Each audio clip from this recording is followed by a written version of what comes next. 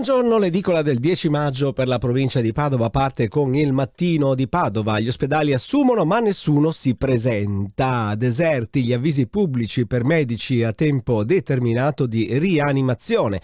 Ortopedia e geriatria, il direttore sanitario Mariotto. Cambiate le aspettative di chi lavora in sanità. C'è una bella foto del sindaco Sergio Giordani in centropagina, una foto notizia. Oggi il sindaco Giordani compie 70 anni, vita pubblica e privata di un primo cittadino. E poi la verità per Edo, la famiglia vuole chiarezza sulla sua morte, lo vediamo di spalla.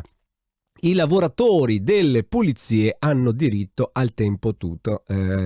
Questa è, vediamo un po' la sentenza, si può andare a leggere questa notizia un po' più all'interno, ma passiamo sul Gazzettino. Riforme, i veti e le aperture, nuovi assetti istituzionali, Meloni incontra i partiti, Schlein fredda, terzo polo disponibile. E poi naturalmente queste sono le notizie che vengono di carattere nazionale sul Gazzettino.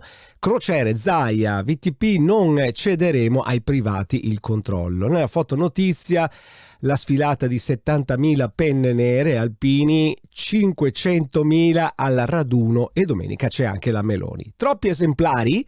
Trento propone lo spray anti-orso, si torna a parlare dell'orso. Il ritorno delle vecchie province, dipendenti, competenze, cariche elettive come un tempo, il centrodestra Veneto spinge, il PD non chiude.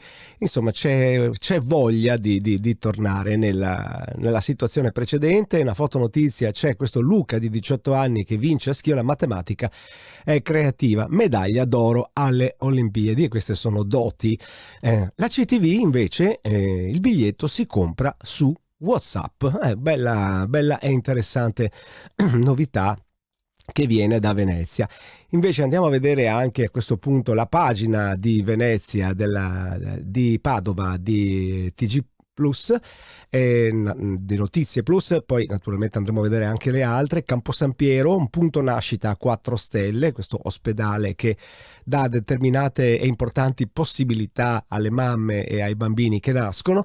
Droga nei vestiti, denunciati. Questi stavano facendo un giro, i carabinieri li hanno intercettati per i soliti controlli patente e libretto, ma questi avevano addosso la droga, quindi non vi dico insomma che cosa può essere successo. Bene, per quel che riguarda l'edicola di oggi, 10 maggio, è tutto. Noi vi lasciamo le altre province e a domani.